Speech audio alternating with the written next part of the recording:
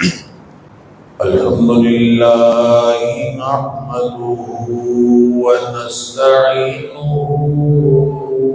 ونستغفره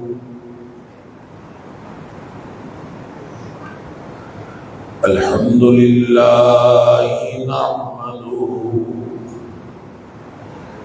ونستعينه ونستغفره ونؤمن به ونتوكل عليه ونعوذ بالله من شرور أنفسنا ومن سيئات أعمالنا من يهده الله فلا مضل له ومن يضلل فلا هادي له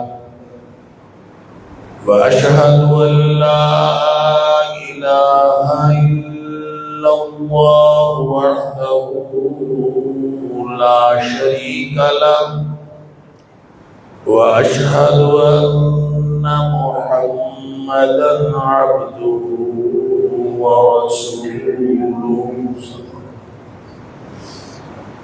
أرسله بالحق بشيرا ونذيرا بين يدي الساعة فمن يطع الله ورسوله فقد رشد واهتدى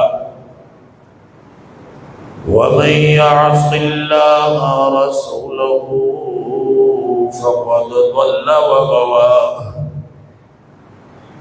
فإنه لا يضر إلا نفسه ولا يضر الله شيئا نسأل الله ربنا أن يجعلنا ممن يطيعه ويطيع رسوله ويتبع رضوانه ويجتنب سخطه فإنما نحن به وله أما بعد فإن خير الحديث كتاب الله وخير الهدي هدي محمد صلى الله عليه وآله وسلم وشر الأمور محدثاتها وكل محدثة بدعة وكل بدعة ضلالة وكل ضلالة في النار اللهم إنا نعوذ بك من النار اللهم إنا نعوذ بك من النار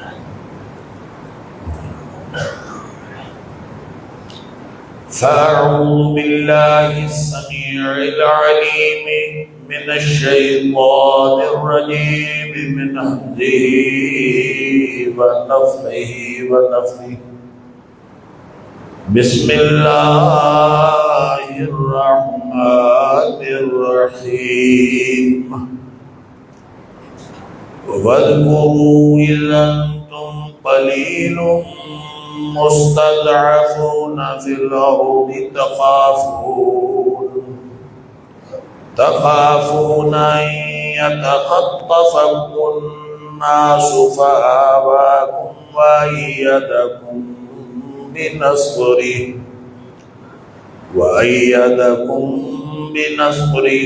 ورزقكم من الطيبات لعلكم تشكرون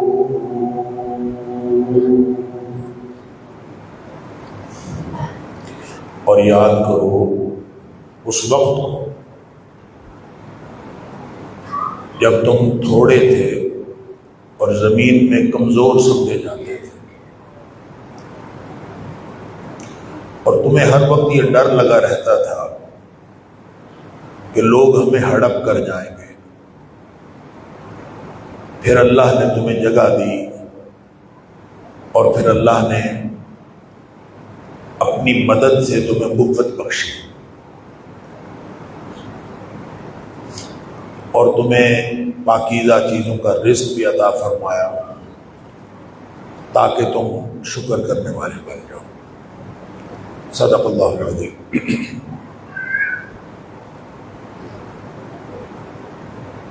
اللہ کریم کی بے شمار نعمتوں میں سے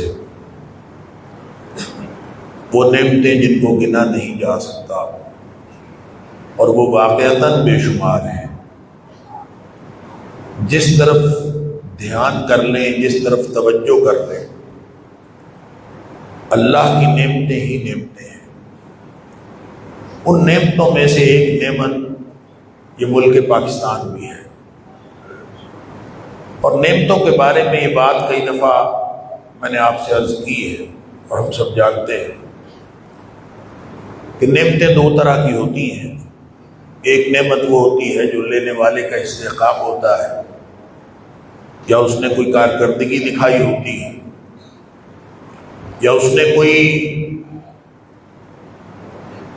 کسی بھی ماقبل واقعے کی وجہ سے اس کا کوئی حق بنتا ہے، تو اس کو وہ نعمت عطا کر دی جائے تو ہوتی وہ بھی نعمت اور انعام ہے، لیکن اس کو عدل کہتے ہیں کیونکہ اس کا حق بنتا تھا اور اس کو مل گیا۔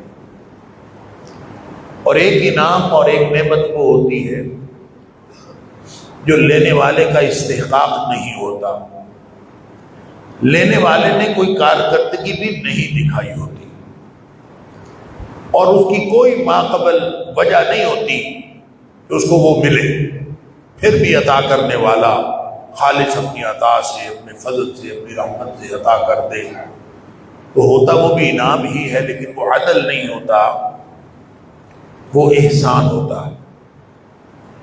جب اس تناظر میں ہم دیکھتے ہیں تو اللہ کی وہ بے شمار نعمتیں جس کے بارے میں اللہ تعالیٰ نے فرمایا کہ ان تعدوا نعمت اللہ لا تحصوها، تم اللہ کی نعمتوں کو گننا شروع کر دو تو کبھی گن نہیں سکتے۔ اور یہ چیلنج قیامت تک کے لیے ہے۔ بڑے آرام سے آپ کسی بھی چیز کا گوگل کے اوپر ڈالیں، چیٹ جی پی ٹی پہ ڈالیں، کسی بھی اے آئی کے ویب سائٹ پہ ڈالیں، وہ آپ کو گنتی کر کے بتا دیں۔ بڑا آسان ہے، یعنی کمپیوٹر نے اتنی ترقی کر لی ہے کہ وہ خود گنتی کر کے اسی وقت بتا دے گا۔ آپ اس کو پوچھیں قرآن حکیم میں لفظ اللہ کتنی دفعہ آیا، وہ اسی وقت بتا دے۔ آپ بتائیں، آپ پوچھیں دنیا میں انسان کتنے ہیں، وہ اسی وقت بتا دیں۔ آپ اس سے پوچھیں کہ تقریباً یہ دنیا کی عمر کتنی ہے، اسی وقت بتا دے گا۔ اعلیٰ حاضر قیاس ہر چیز کے بارے میں بتا دے گا، لیکن اللہ کی نعمتیں کتنی ہیں یہ نہیں بتا سکتا۔ یہ گنتی نہ وہ کر سکتا ہے، نہ آئندہ زندگی میں قیامت تک کوئی کمپیوٹر ایسا بنے گا جو گنتی کر سکے۔ وہ ساری کی ساری جو بے شمار نعمتیں وہ اللہ کا احسان ہے، ان میں سے ایک بھی نعمت ایسی نہیں ہے جو ہمارا استحقاق بنتا ہو اور اللہ نے ہمارے کسی حق کی وجہ سے عطا فرمائی ہو۔ ہر نعمت اللہ کی ہمارے اوپر احسان، لہذا جب وہ احسان کرنے والا کسی بھی چیز کا احسان کرتا ہے تو اس پر پھر شکر واجب ہوتا ہے۔ ہر نعمت پر شکر واجب ہے، اور شکر واجب ہی اس وقت ہوتا ہے اگر تو آپ نے ماقبل کارکردگی دکھائی ہوئی ہے، اگر آپ ماقبل کوئی محنت کر چکے ہیں جس کا بدلہ ملا ہے تو اس کا مطلب ہے وہ محنت تو پہلے ہو چکی۔ لیکن جو احسان ہوتا ہے، جو خالص عطا کرنے والا خالص اپنے فضل سے، اپنی رحمت سے عطا کرتا ہے، تو اس کا تقاضا شکر کے علاوہ اور کوئی نہیں بنتا۔ لہذا جب ہم یوں دیکھتے ہیں اپنی زندگی کو تو پوری زندگی ہماری ایسی ہی ہے کہ ایسے لگتا ہے کہ انسانوں کی زندگی بھی تو اللہ کا انعام اور اللہ کا احسان ہے۔ ہماری کوئی اللہ تعالیٰ کے ساتھ کوئی پہلے ڈیل تھوڑی ہو گئی تھی کہ اللہ تو نے ہمیں انسان پیدا کرنا ہے یا زندگی دینی ہے، وہ نہ چاہتا تو نہ دیتا، اور پھر اگر اس نے زندگی دی تو کوئی جانوروں والی زندگی دے دیتا، کوئی جنگل کا درندہ بنا دیتا۔ ہم نے کو اللہ کے ساتھ ڈیل کی بھی تھی کہ تم نے انسان بنانا ہے، یہ بھی خالص احسان۔ چاہتا تو کافروں کے گھر پیدا کر دیتا، لیکن مسلمانوں کے گھر پیدا کیا۔ ہمارا کوئی استحقاق نہیں تھا، کوئی استعداد نہیں تھی، کوئی تیاری نہیں تھی، کوئی سرٹیفکیٹ نہیں تھا۔ اللہ حاضر قیاس ہر نعمت اللہ کی وہ تقاضا کرتی ہے کہ اس کا شکر کیا جائے۔ حتیٰ کہ آج جو ہم یہاں مسجد میں آئے ہیں اور ہر جمعے اللہ کا شکر ہے، اللہ تعالیٰ ہمیں توفیق عطا فرماتا ہے، یہ بھی اللہ کا احسان ہے۔ اس کا احسان ہوتا ہے۔ کتنے ہی لوگ ہیں کہ جن کو وہ مسجد آنے کی توفیق نہیں دیتے۔ لوگ سمجھتے ہیں جب وہ ناراض ہو جاتا ہے تو شاید وہ رزق چھین لیتا۔ وہ رزق نہیں چھینتا، جس سے وہ ناراض ہوتا ہے اس سے وہ سجدے کی توفیق چھینتا ہے۔ اور رزق تو وہ کافروں کو بھی دیتا، بلکہ کافروں کو مسلمانوں سے زیادہ دیتا، اور اس کا ایمان کے ساتھ کوئی تعلق نہیں ہے۔ لوگ سمجھتے ہیں کہ رزق جو ہے وہ اللہ کے احسان یا اللہ کے انعام کی علامت ہے، یہ نہیں ہے۔ اللہ کے انعام اور اللہ کے احسان کی علامت یہ ہے کہ اللہ اپنے در پہ سجدہ کرنے کی توفیق عطا فرمائے، اور اللہ اپنے در پہ جھکتا رہنے کی توفیق عطا فرمائے۔ یہ جو بات میں نے، یہ جو جملہ میں نے بولا ہے، یا میرے منہ سے اللہ تعالیٰ نے نکلوا دیا ہے کہ اللہ اپنے در پہ جھکتا رہنے کی توفیق عطا فرمائے، یہ آج کے موضوع کے اعتبار سے بہت زیادہ مناسبت رکھتا۔ یعنی اگر ہم آزادی کی بات کریں تو آزادی نام کس چیز کا ہے؟ ہم نے کیا لیا ہے اللہ سے؟ یا اگر یہ پاکستان ملا ہے، یہ آزاد ملک ہمیں نصیب ہوا ہے، اور ہم ایک جگہ سے ہجرت کر کے ایک وطن چھوڑ کے دوسرے وطن پہ آ گئے، تو کیوں آئے ہیں؟ یہ ملک کیوں ملا ہے؟ اور حقیقی آزادی کا مطلب کیا ہوتا ہے؟ کیا ہمارے اوپر کسی کی کوئی قدغن نہ ہو، ہمارے اوپر کسی کا کوئی جبر نہ ہو، ہمارے اوپر یہی آزادی کی تعریفیں ہیں کہ آدمی بغیر کسی جبر کے، بغیر کسی رکاوٹ کے اپنی سوچوں کو، اپنی فکر کو، اپنے عمل کو وہ اس کو ایگزیکیوٹ کر سکے؟ اگر وہ کر سکتا ہے تو آزاد ہے، نہیں کر سکتا تو غلام ہے۔ اللہ اکبر۔ لہذا بڑی خوشی ہے کہ ہم آزاد ہو گئے ہیں۔ 14 اگست آزادی کا دن ہے، لہذا اس پر عملاً کیا ہوتا ہے؟ عملاً رات 12 بجے آتش بازی شروع ہو جاتی ہے، اور ہم کروڑوں روپے وہ آگ میں جھونک دیتے ہیں اس خوشی میں کہ ہمیں آزادی ملی ہے۔ پھر ہم جلوس نکالتے ہیں، پھر ہم سڑکوں پہ نکلتے ہیں، پھر ہم ڈانس کرتے ہیں، پھر ہم ڈانس کے شوز رکھتے ہیں، پھر ہم ثقافتی شوز کے نام پر ناچ گانا کرتے ہیں۔ یہ ساری آزادی کے، یعنی کتنی آزادی ہے کہ ہم آزاد ہیں، ہم جو مرضی کریں۔ حتیٰ کہ 2-3 سال پہلے کی بات ہے، پتہ نہیں اب کیا صورتحال ہے، اللہ عالم، کہ لاہور کی سڑکوں پہ لوگوں نے، لڑکوں نے برہنہ ہو کے بھی ڈانس کیا، کپڑے اتار کے۔ یعنی آپے سے باہر ہونے کی بات ہے نا، خوشی کی بات ہے، آزادی کی بات ہے، جیسے بڑی خوشی منائیں۔ کیا ہم اس لیے آزاد ہوئے تھے؟ کیا یہ ملک اس لیے لیا تھا؟ کیا یہی آزادی ہے؟ اور جو بہت مہذب طریقے سے آزادی مناتا ہے، وہ چھوٹے چھوٹے بچے وہ لمبے لمبے توتیاں لے کے پاں پاں کرتے ہیں، آپ کو نظر آتے ہیں، اور یہ مہذب طریقہ ہے اس آزادی کو منانے کا، اور یہ خوشیاں جو ہیں اسی طرح سے منائی جا رہی ہیں۔ اللہ، کیا خیال ہے کہ ہم نے جس وجہ سے یہ ملک لیا تھا وہ یہ وجہ تھی کہ ہمارے اوپر کوئی پابندی نہ ہو، ہمارے اوپر کوئی قانون نہ ہو، ہمیں کوئی شخص، کوئی گروہ، کوئی بھی جابر، کوئی فرعون ہمارے اوپر نہ ہو، ہم صرف اور صرف اپنی مرضی سے کام کریں؟ کیا اس لیے ملک تھا؟ اگر اس لیے تھا تو میرا خیال ہے یہ مرضیاں کرنے کی تو اجازت ہندوستان میں بھی تھی۔ باجا بجانے سے کسی نے نہیں روکا، وہاں آپ کو ننگا ڈانس کرنے سے کسی نے نہیں روکا، دنیا میں کہیں چلے گا۔ آپ کو اس طرح کے جلوس نکالنے کے، آپ خوشیاں منائیں کہ مجھے وطن ملا ہے، دنیا میں کوئی نہیں روکتا۔ تو پابندی کیسی بھائی؟ کوئی پابندی تھی ہی نہیں۔ اللہ اکبر۔ تو پھر ہجرت کس لیے کی؟ ملک کس لیے چھوڑا؟ وہ چھوڑ کے ادھر کیوں آئے؟ کبھی سوچا ہے؟ وہ یہ مقصد تھا؟ کہنے کو بڑی آسان بات ہے کہ ہمارے آباء و اجداد نے قربانیاں دی ہیں، اور اس میں لوگوں کی اور ہماری خواتین کی، ہماری بہنوں بیٹیوں کی عزتیں پامال ہوئی ہیں، اس میں جانیں گئی ہیں، لوگوں نے قربانیاں دی ہیں، شہادتیں پیش کی ہیں، تو کس لیے کی تھی؟ مقصد کیا تھا؟ دنیا میں جتنی بھی ہجرتیں ہوتی ہیں، جتنے بھی لوگ ملک چھوڑتے ہیں، ہجرت کا مطلب ہوتا ہے کسی چیز کو چھوڑ دینا، اور چھوڑنا کیسے؟ چاہے وہ دل سے چھوڑے، چاہے زبان سے چھوڑے، چاہے فزیکلی چھوڑے، کسی بھی چیز کو چھوڑنا ہجرت کہلاتا ہے۔ جب آپ کسی بھی چیز کو چھوڑتے ہو، وطن کو چھوڑنا، اس میں دل کی اس کے ساتھ لگا ہوتا ہے، وطن کے ساتھ۔ اب وطن چھوڑنا کوئی آسان کام ہے، اور یہ دل وطن کے ساتھ لگا ہوتا ہے، یہ صرف دنیا داروں کا تصور نہیں ہے، اس کے ساتھ یہ جو آپ کا جو وطن ہوتا ہے اس کے ساتھ محبت، یہ تو نبی کریم صلی اللہ علیہ وسلم کی سنت بھی ہے۔ نبی پاک صلی اللہ علیہ وسلم نے اپنے وطن سے محبت کی۔ جب مکہ سے نکل رہے تھے تو نبی پاک صلی اللہ علیہ وسلم نے مکہ کو مخاطب کر کے فرمایا تھا کہ اے مکہ، اللہ اکبر، تو روئے زمین سے سب سے بہترین ہے، انکے لخیر الارض لخیر ارض اللہ، اللہ کی زمین میں تیرے جیسی کوئی سرزمین اور ہے۔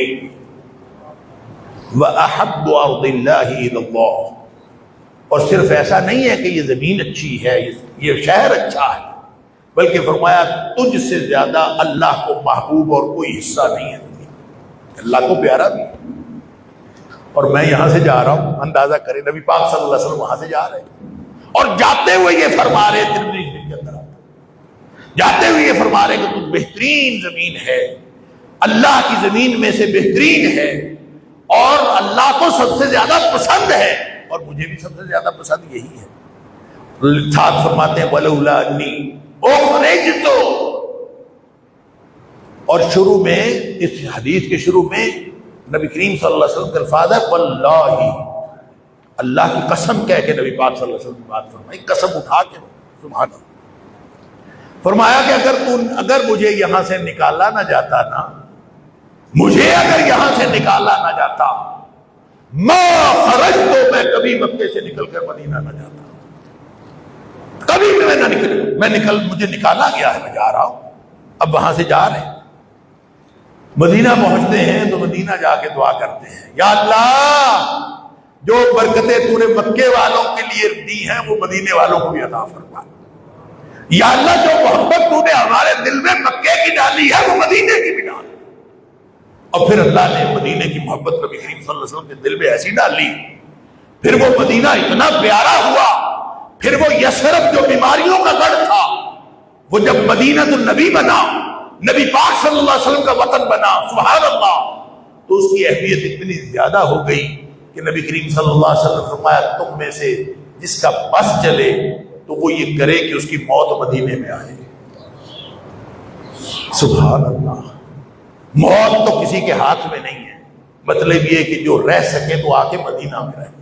اللہ، لوگ پوچھتے ہیں کہ ہمارے پاس پیسے ہیں، ہم کس ملک کی امیگریشن لے لیں، کہاں چلے جائیں؟ آج دارالاسلام اور دارالکفر کی وہ تعریفیں اور وہ ڈیفینیشن صادق نہیں آتی، لہذا ہم کسی بہتر ملک میں جا کے رہنا چاہتے ہیں، کہاں جائیں؟ لوگ فیصلہ کرتے ہیں، مشورے کرتے ہیں۔ بھائی اگر تو دل میں اللہ پر اور اللہ کے رسول صلی اللہ علیہ وسلم پر ایمان ہے تو اللہ نے وسائل دیے ہیں، تو مدینے سے زیادہ رہنے کے لیے کوئی اور گھر اچھا نہیں۔ یہ نبی پاک صلی اللہ علیہ وسلم کا وطن ہے، آپ کی جائے ہجرت ہے، آپ وہاں تشریف لے گئے، آپ نے اس کے مدینہ والوں کے لیے دعائیں فرمائی، آپ نے مدینہ کی برکت کی دعائیں فرمائی، مکہ کے مقابلے میں برکت کی دعائیں کی، اور فرمایا کہ جس طرح تو نے مکے کو حرم بنایا ہے اس طرح مدینے کو بھی حرم بنا دے۔ اللہ نے مدینے کو بھی حرم بنا دیا۔ لیکن مقصد کیا تھا؟ کیوں نکلے؟ کیوں گئے وہاں سے؟ اللہ، دنیا میں ہجرتیں ہوتی رہتی ہیں، بہت بڑی بڑی ہجرتیں ہوئی ہیں۔ افریقہ کے اندر قبائل کی لڑائی میں ایک ملک ایک قبیلے کے خلاف ہو جاتا ہے، پورا کا پورا قبیلہ جو ہے اس کو ہجرتیں کرنی پڑی حال ہی میں، پچھلی دہائیوں کی بات ہے۔ پوری دنیا میں لوگوں نے دیکھا کہ قبائل آپس میں لڑے اور لوگوں کو ایک ہزاروں نہیں لاکھوں کی تعداد میں بھی لوگوں کو ایک جگہ سے دوسری جگہ ہجرت کرنی پڑی۔ ہجرتیں ہوتی آئی ہیں، کبھی کسی پر ظلم ہوتا ہے، کبھی کوئی کسی اپنی کسی انسینٹو کی وجہ سے ایک جگہ سے دوسری جگہ چلا جاتا ہے۔ اور جب صلیبی جنگیں ہوئی تھی تو آپ کو معلوم ہے کہ یورپ کی جو عیسائیت، مشرقی یورپ اور مغربی یورپ، یہ ساری عیسائیت مشرق مغرب کی اکٹھی ہو گئی تھی مسلمانوں کے خلاف لڑنے کے لیے، اور 200 سال پر محیط جو جنگیں لڑی گئی، وہ پتہ ہے کس لیے لڑی گئی؟ اس کی بنیاد کیا تھی؟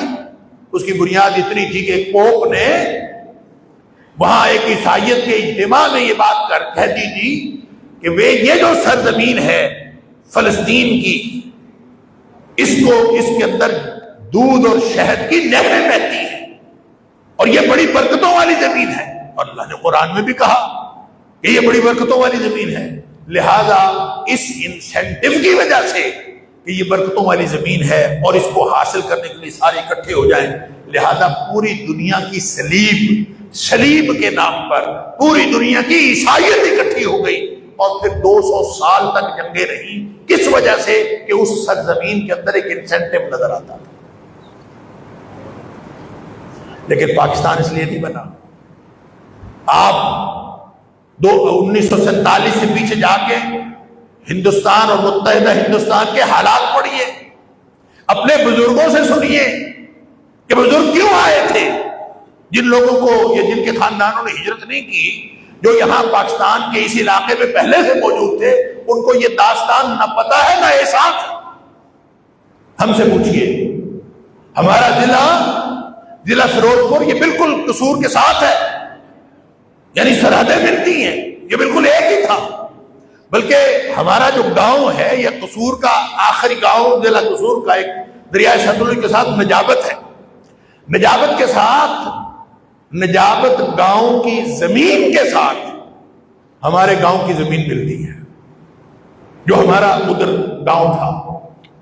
پھر بھی ہمارے بزرگوں نے بھرے پورے گھر چھوڑے، اپنی زمینیں چھوڑی، اپنے ڈھور ڈنگر چھوڑے، ہر چیز چھوڑ کے وہ بارڈر کراس کرنے کے لیے ساری رات سفر کر کے وہ بارڈر کراس کیے۔ آخر وجہ کیا تھی؟ کوئی انسینٹو نظر آیا تھا؟ وہاں زمینیں ہیں وہاں زیادہ زمینیں ملیں گی، وہاں تھوڑی زمینیں ہیں وہاں زیادہ ملیں گی، یہاں کچے گھر ہیں وہاں پکے گھر ملیں گے، یہاں ہمیں ناچنے کی آزادی نہیں ہے وہاں جا کے ناچنے کی آزادی ملے گی، یہاں جلوس نکالنے کی آزادی نہیں ہے وہاں جا کے جلوس نکالنے کی آزادی ملے گی، یہاں کوئی ظلم کرتا ہے وہاں ظلم کرنے والا کوئی نہیں ہوگا۔ کیا ایسے ہی وجوہات تھی؟ کون چھوڑتا ہے؟ مجبوری نہ ہو تو کوئی نہیں چھوڑتا، لیکن ہمارے بزرگوں نے اپنے گھر بار چھوڑ دیے۔ کس لیے چھوڑے؟ نبی پاک صلی اللہ علیہ وسلم فرماتے ہیں المہاجر من ہاجر ما نہى اللہ عنہ، اصل مہاجر وہ ہوتا ہے جو دل سے، زبان سے اور فزیکلی ہر وہ چیز چھوڑ دے جس سے اللہ نے منع کیا ہے۔ لہذا اللہ کی منع کردہ ہر چیز کو چھوڑ کر کسی بڑے مقصد کے لیے ایک جگہ چھوڑ کر چلے جانا۔ آپ تاریخ کا مطالعہ کریں، آپ کو نظریے کی بنیاد پر اور نظریہ توحید کی بنیاد پر، دیگر نظریات کی بنیاد پر بھی آپ کو ہجرتیں ہوتی نظر آتی ہیں، لیکن لا الہ الا اللہ کی بنیاد پر سوائے ہجرت مدینہ کے بعد ہجرت پاکستان کے کوئی ہجرت نہیں ہوئی۔ اور یہ جو پاکستان کا مطلب کیا لا الہ الا اللہ نعرہ لگایا جاتا تھا، یہ صرف نعرہ نہیں تھا۔ میرے بزرگوں نے مجھے بتایا، اللہ تعالیٰ کی مغفرت فرمائے، مولانا اسحاق بھٹی صاحب بھی اس بات کو بار بار فرمایا کرتے تھے، اور میرے والد صاحب رحمۃ اللہ علیہ مولانا محی الدین نقوی رحمہ اللہ وہ فرمایا کرتے تھے، وہ کہتے تھے ہم جب وہاں سے آئے تھے تو ہمیں یہ بتایا گیا تھا کہ ہم ایک ایسے خطے میں جا رہے ہیں جہاں اللہ کا دین نافذ ہوگا، جہاں پہ عدالتیں انصاف کریں گی، وہاں پہ عدل قائم ہوگا، وہاں پہ ہر شخص کو اس کے حقوق ملیں گے، اور وہاں پہ اللہ کا دین نافذ ہوگا۔ وہ کہتے ہیں ہم اس لیے آئے تھے، وہاں پہ ہمیں بتایا گیا وہاں جو جج ہوا کریں گے عدالتوں میں وہ دنیا دار نہیں ہوا کریں گے، وہ دین کا فہم رکھنے والے جج ہوا کریں گے، علماء جو ہیں وہ قاضی ہوا کریں گے، عدالت کا نظام اللہ کی شریعت کے مطابق ہوگا۔ کہتے ہیں یہ ہمارا اتنا بڑا انسینٹیو تھا، کہتے ہیں ہم بیٹھے وہاں سوچتے تھے اور سوچا کرتے تھے، اور سوچتے سوچتے ہم بے چین ہو جاتے تھے کہ ہم جلدی وہاں پہنچ جائیں۔ اگر ایسا خطہ ہے کہ جہاں پہ اللہ کا دین نافذ ہوگا تو ہم جلدی وہاں پہنچ۔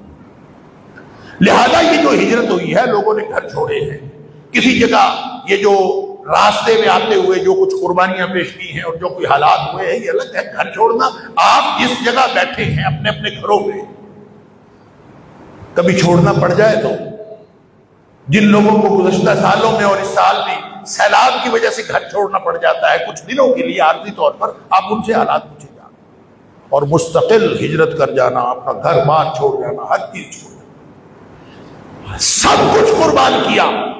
یہی حالت صحابہ کرام کی تھی کہ ہر چیز قربان کر دی، بچایا تو صرف ایمان بچایا، ہر چیز چھوڑ کے آ گئے۔ عبد الرحمن بن عوف کی بات آپ صحابہ کرام کو ذرا ان کے حالات تو پڑھے، اولاد رشتہ داروں نے رکھ لی، بیوی وہاں رہ گئی، رشتہ دار وہاں رہ گئے، ہر چیز لوگوں نے لے لی، ایک پوٹلی زیورات کی لے کے ساتھ جا رہے تھے، وہ بھی لے لی کہ ادھر چھوڑ جاؤ، جانا ہے تو چلے جاؤ، پھر بھی چلے گئے۔ اور راستے میں ایسے ایسے جو 400 کلومیٹر کا سفر پیدل اکیلے کرنا ہو تو کتنے معاملات پیش آتے۔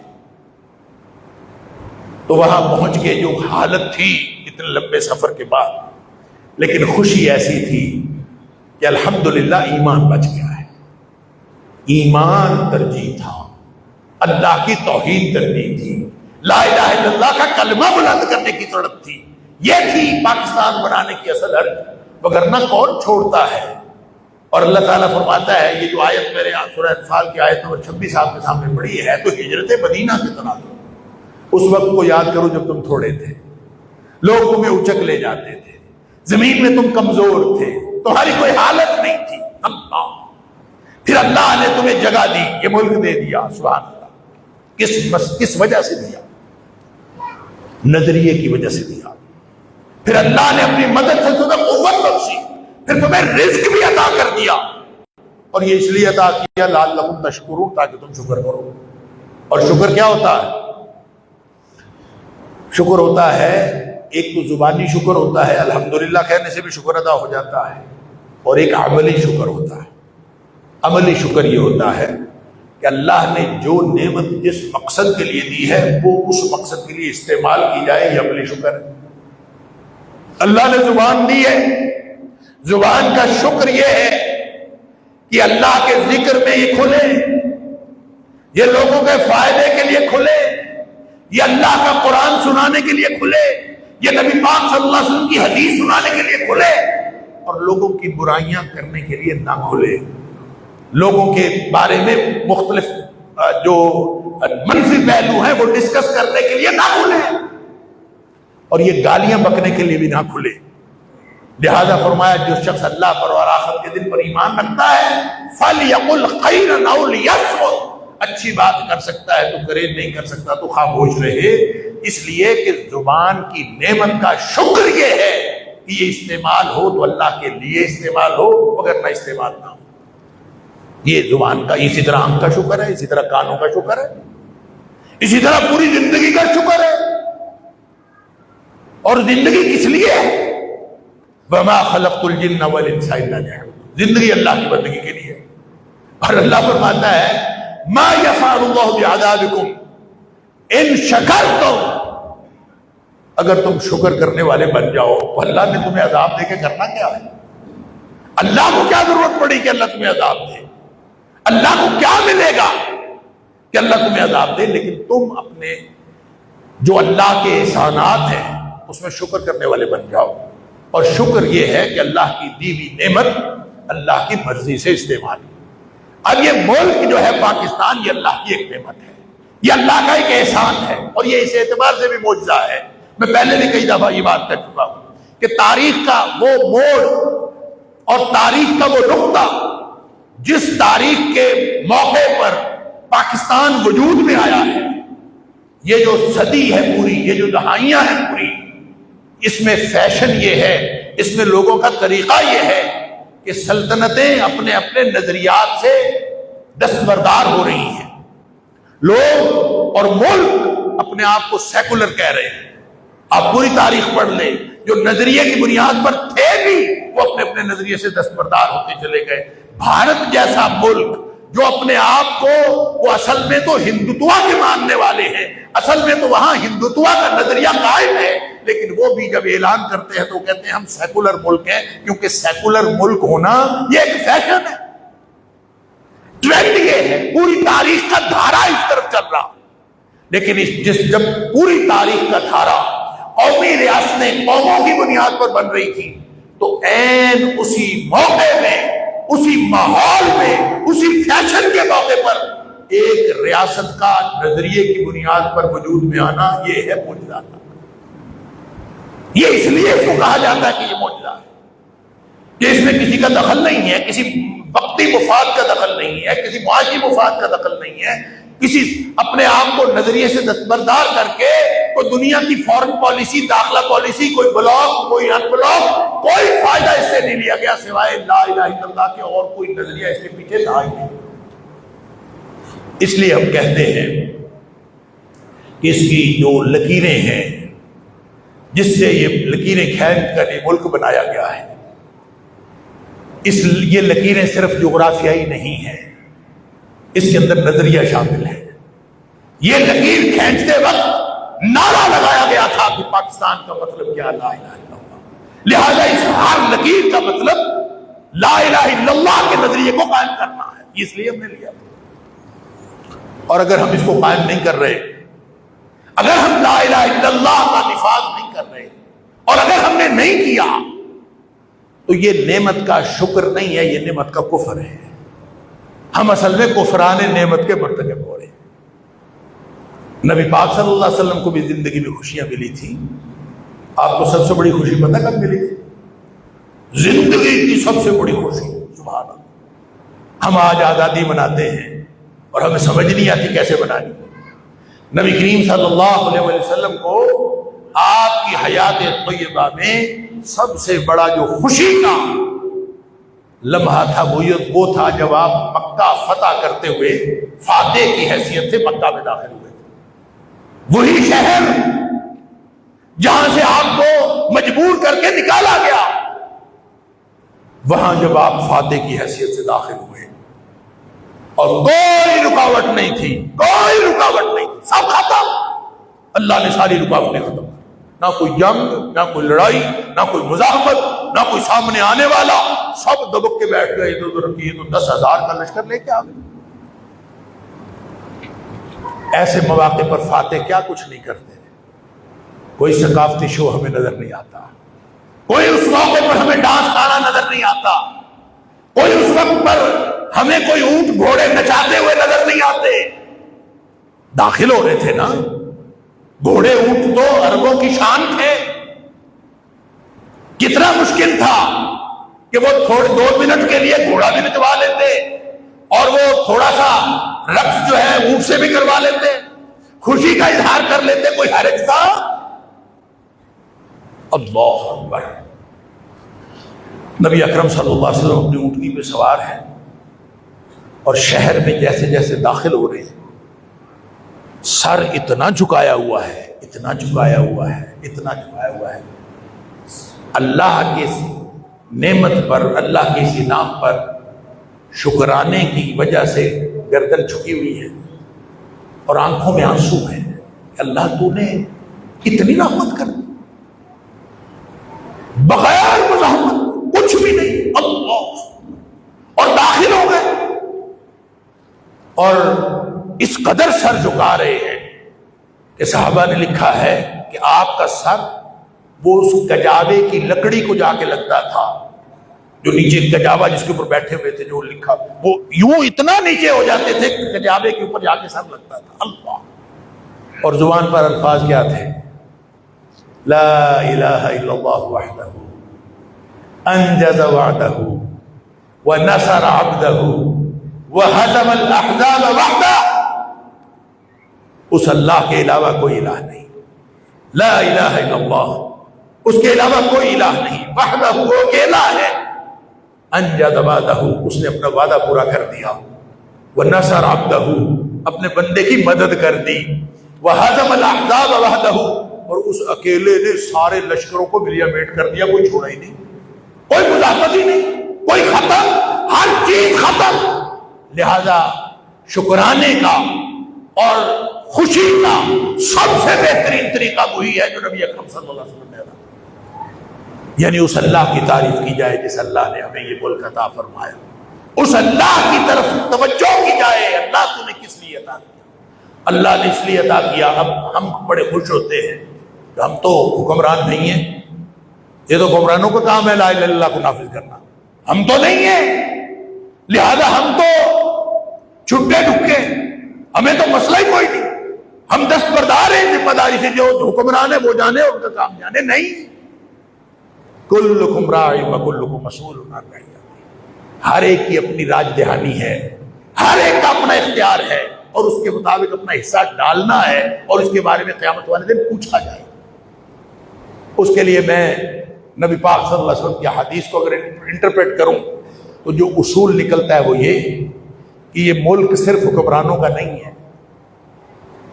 یہ ہم سب کا ہے، اس کی اونرشپ لیں۔ جب آپ اونرشپ لے لیتے ہیں، اونرشپ کا مطلب ہے آپ اپنے آپ کو سب مالک سمجھیں۔ جب آپ اپنے گھر کو اپنا مالک، آپ فرق سمجھے ذرا، ایک آپ کے پاس گاڑی ہے کرائے کی، اور ایک وہ آپ چلا رہے ہیں کرائے کی گاڑی ہے، آپ نے شام کو 5,000 4,000 3,000 اس کو دینا ہے اور گاڑی واپس کر دینی ہے، گاڑی کسی کی، یا آپ اس کی جگہ کہہ لیں کہ سرکاری گاڑی ہے آپ کے پاس، اور سرکاری گاڑی آپ کے پاس آپ نے واپس سرکار کو کر دینی ہے، آپ کی تو ہے ہی نہیں۔ دوسری گاڑی ہے جو آپ کی اپنی ہے، دونوں گاڑیوں کے چلانے میں اگر فرق ہے نا تو اس کا مطلب ہے آپ دل سے بے ایمان آدمی ہیں، آپ 2 نمبر آدمی ہیں، آپ نے اس کی اونرشپ نہیں لی۔ ہم اگر اس ملک کی اونرشپ لیں گے، جب ہم اس گھر کو اپنا گھر سمجھیں گے تو پھر ہمارے جذبات اور ہو جائیں گے، پھر ہم سڑک پہ گند پھینکتے ہوئے یہ سوچیں گے کہ یہ گھر کو میرا ہے، اور جب آپ یہ سمجھیں گے کہ یہ سڑک تو کسی کی ہے تو آپ گند پھینکتے ہوئے آپ کو کچھ بھی نہیں ہوگا، بلکہ آپ اپنا حق سمجھیں گے کہ میں ادھر بھی پھینک دوں، میں ادھر بھی پھینک دوں، میرا ملک ہے میں دیوبندی کروں۔ جس کا ملک ہوتا ہے، جس کا گھر ہوتا ہے، وہ اس کو صاف رکھتا ہے، وہ اس کو محفوظ رکھتا ہے، اس کو پرامن بناتا ہے، وہ ساری جدوجہد لگاتا ہے اپنے گھر کو صاف پاک محفوظ بنانے کے لیے۔ اگر آپ ایسا کر رہے ہیں تو اس کا مطلب یہ ہے کہ آپ اس ملک کے اندر اپنا کنٹریبیوشن دے رہے ہیں اور اللہ کا شکر کر رہے ہیں۔ کسی شاعر نے کہا تھا کہ سروں پہ چھت بھی ہے، دیوار و در میسر ہے، سروں پہ چھت بھی ہے، دیوار و در میسر ہے، ہزار شکر کہ رہنے کو گھر میسر ہے۔ اللہ نے یہ گھر دیا ہے، اس کو اگر اپنا گھر سمجھیں گے اور اس کی اصلاح کی اس طرح کوشش کریں گے تو انشاءاللہ یہ ملک بچ جائے گا۔ وگرنہ اگر ہمارا مطمع نظر توحید و سنت کا نفاذ نہیں، اگر ہماری توجہ اللہ کی طرف نہیں، تو پھر انتظار کریں، یہ ملک تباہ و برباد ہو جاتے ہیں، اللہ کا قانون یہی ہے۔ اور اللہ تعالیٰ نے فرمایا قرآن میں وَمَا كَانَ رَبُّكَ لِيُهْلِكَ الْقُرَىٰ بِظُلْمٍ، تیرا رب ایسا نہیں ہے کہ وہ کسی بستی کو ظلم کے ساتھ تباہ و برباد کر دے، تیرا رب ایسا ہے ہی نہیں۔ وَأَهْلُهَا مُصْلِحُونَ، اس وقت جب وہ اصلاح کا عمل جاری رکھے ہوئے ہوں۔ اگر ہم اصلاح کا عمل جاری رکھے ہوئے ہیں، میں آپ ہم سب آپس میں ایک دوسرے کے نہیں، اپنے آپ اپنے اپنے گریبان میں جھانک کر دیکھیں، ایک دوسرے کو نہ دیکھے اور دوسرا پہلے کو نہ دیکھے، اپنے آپ کو دیکھیں کہ کیا میں اس آزاد ملک میں اس کو اپنا گھر سمجھتے ہوئے اس کی اصلاح کی کوشش کر رہا ہوں۔ اگر میں کر رہا ہوں تو انشاءاللہ یہ ملک ہمیشہ آباد رہے گا۔ اور پھر یہ صرف نعرہ لگانے سے کہ پاکستان ہمیشہ زندہ باد اور پاکستان زندہ باد اور پائندہ باد، اس سے نہیں رہنا۔ یہ اس سے رہنا ہے کہ جس مقصد کے لیے اللہ نے دیا تھا اس کے لیے اپنا تن من دھن قربان کر دے، جس مقصد کے لیے ہمارے بزرگوں نے قربانیاں پیش کی تھیں آج اگر ہم خدمت پیش نہیں کر سکتے تو پھر قرآن کہتا ہے فَتَرَبَّصُوا حَتَّىٰ يَأْتِيَ اللَّهُ بِأَمْرِهِ، پھر بیٹھ کے انتظار کرو کہ اللہ کا عذاب کب آتا ہے، کیونکہ دونوں میں سے ایک کام ہو جانا ہے۔ اللہ تعالیٰ مجھے اور آپ کو ہم سب کو امن عطا فرمائے، اور اللہ ہمارے ملک کو امن کا گہوارہ بنا دے، اور اللہ ہمارے ملک کو توحید اور سنت کا گہوارہ بنا دے، اور پوری دنیا میں اسلام کو اور اسلام کے جھنڈے کو بلند کرنے کی وجہ بنا دے اور اس کا مرکز بنا دے۔ اللہ اس کو اسلام کا قلعہ بنا دے، اور جس مقصد کے لیے ہمارے بزرگوں نے اس ملک کو لیا تھا ہمیں اس مقصد کے لیے زندگیاں گزارنے کی توفیق عطا فرمائے۔ اگر ہم یہ کریں گے تو یقیناً یہ شکر ہے اس نعمت کا، یہ عملی شکر ہے اس نعمت کا جو اللہ نے پاکستان کی صورت میں ہمیں عطا فرمائی ہے۔ لہذا قولی شکر کے ساتھ جو الحمدللہ ہے اس کے ساتھ عملی شکر بھی رکھیے، اور اس کی اصلاح کے لیے اپنا اپنا حصہ ڈالتے جائیں۔ اور اگر ہم اپنا حصہ ڈال رہے ہیں، اگر میں اور آپ سب اس میں لگے ہوئے ہیں، تو یہ قرآن کی گارنٹی ہے کہ اللہ پھر ایسے ملک کو تباہ و برباد نہیں کرتا جہاں اصلاح کا عمل جاری ہو۔ ہم سب آج یہ عزم کر لیں کہ اللہ تو نے جو بھی نعمت عطا کی ہے ہم اس کا عملی شکر ادا کرنے کی کوشش کریں، اور بندے کے ہاتھ میں صرف کوشش کرنا ہے، منزل مقصود پہ پہنچانا اللہ کا کام۔ وآخر دعوانا